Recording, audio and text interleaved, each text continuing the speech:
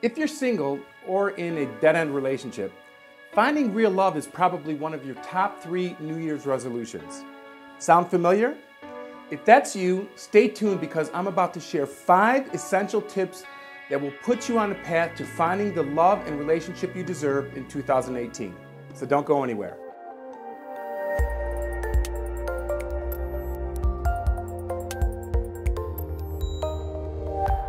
Hi everyone, I'm Dr. Antonio Borrello. Welcome to another video. If this is your first time here, I'm a psychologist and relationship coach, and I believe your happiness depends on the quality of your relationships with the people you love. That's why I make weekly advice videos focused on helping you make your relationships and dating experiences exceptional. So if you want to make your love life the best part of your life, start now by subscribing to this channel so you're not missing anything. Just click the subscribe button and then that little bell icon and you'll be good to go. Okay, on to our topic, finding love in 2018. Dating and relationships have always been hard, but in this day and age, dating can feel impossible. Every day I speak to both men and women who tell me the same things. They just can't find a good partner and that they're frustrated with dating and that finding the right person is never going to happen for them. I know, I get it, I feel it, and I've struggled with the same things. That's why I started this channel in the first place, because I believe that nothing is more important than our relationships, and nothing can bring us more happiness than an amazing lifelong relationship with a partner. So, what can we do to make that happen? Well, obviously we have tons of options when it comes to being introduced to new people. Today's technology, connectivity, and innovative applications make connecting with and meeting new friends easy. And we have a seemingly endless number of possible matches. And depending on your age, location, and situation, some of these tools are better suited for you than others. But wait, I'm getting ahead of myself. Before you start thinking about taking selfies and uploading them to your favorite dating app or online dating site, there are a few steps that will help ensure that you're successful in finding love, regardless of whether you meet on social media, at a singles event, get introduced through friends, or meet on a dating app. And as you might imagine, they all start with you. Number 1, know yourself, love yourself, and respect yourself first. Only then can you really be ready for a partner to do the same. I want to stress the importance of knowing yourself, your values, your desires, your likes and dislikes, because they all impact relationships and are actually prerequisites for knowing what you value and appreciate in a partner. And along with knowing yourself well, loving and you respecting yourself and what you value is vitally important in any dating situation. That means staying true to yourself and not trying to become the person you think will be most impressive to your new partner. Instead, be yourself and let the cards fall where they may. When you know yourself and love yourself, you know what you offer and you keep your standards high. Your standards of what to expect from a partner. Knowing yourself also means that you know what you cannot or will not tolerate in another person. And sometimes knowing what you don't want in a partner is even more important than knowing what you want. So knowing what you can't or won't tolerate helps to spot incompatibility early on. Respecting yourself and practicing self-love means that you treat yourself as you treat your best friend. That means that you won't allow yourself to compromise your values or beliefs in the hopes of winning over your partner. Number 2, practice mindfulness. We bring so many expectations with us on a date, like he should look like this, or he must act a certain way. I have to feel that instant connection. These expectations, along with our negative past dating experiences, can lead to missing out on a wonderful relationship, or even worse, falling for one that's not worth your time. Learning to date mindfully allows you to be your true self and make a genuine connection. In other words, the more you learn to be present and in tune with your needs, the less focused you will be on trying to be what he wants you to be or what you want him to be.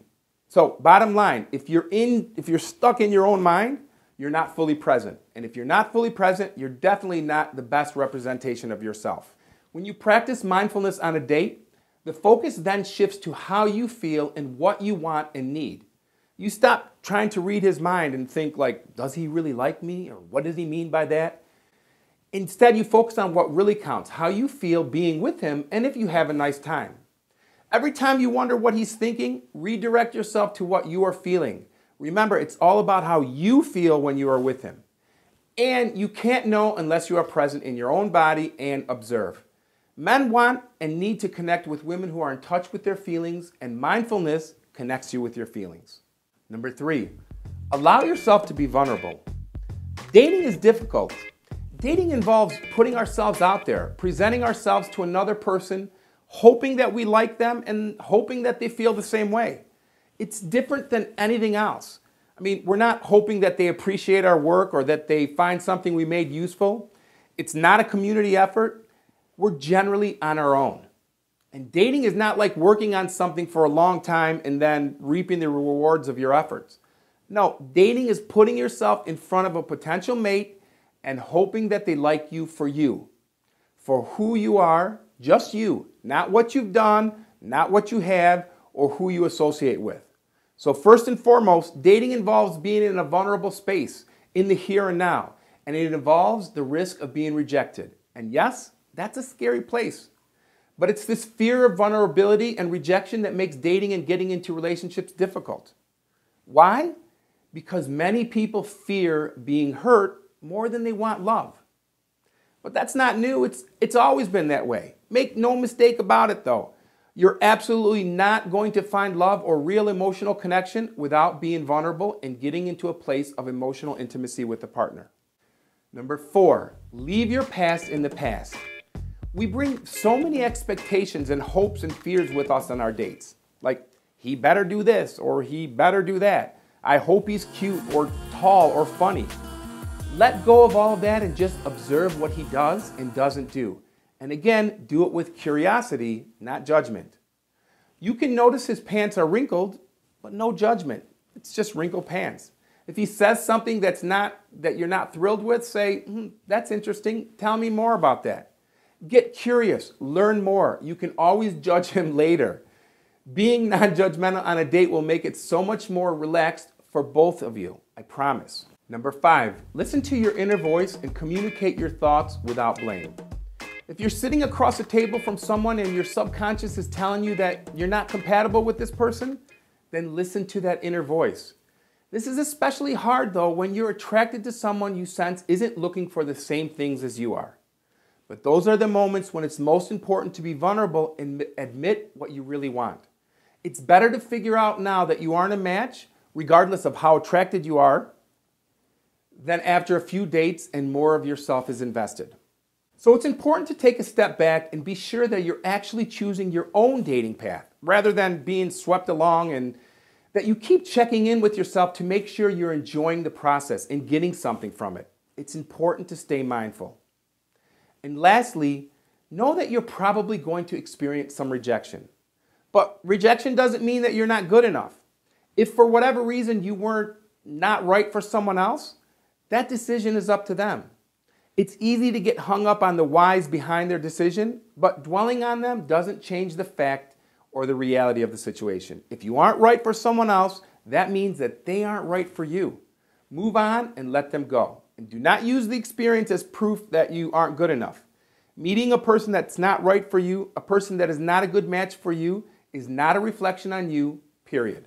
So, have you made a resolution to find love this year? If so, what are some of the things you're going to do differently to make that happen? And how do you feel about engaging in an active dating search or online dating? Share your thoughts and comments below and let's start a discussion. Remember, you're not alone. If you're single and dating, I'm sure you can also relate to some of these experiences. So I look forward to chatting with you. That's it for this one. If you've enjoyed this video, please give it a thumbs up. And please hit that subscribe button to be sure you aren't missing any of our new videos that will help you make your love life the best part of your life. Thanks for watching. I'll see you in the next video.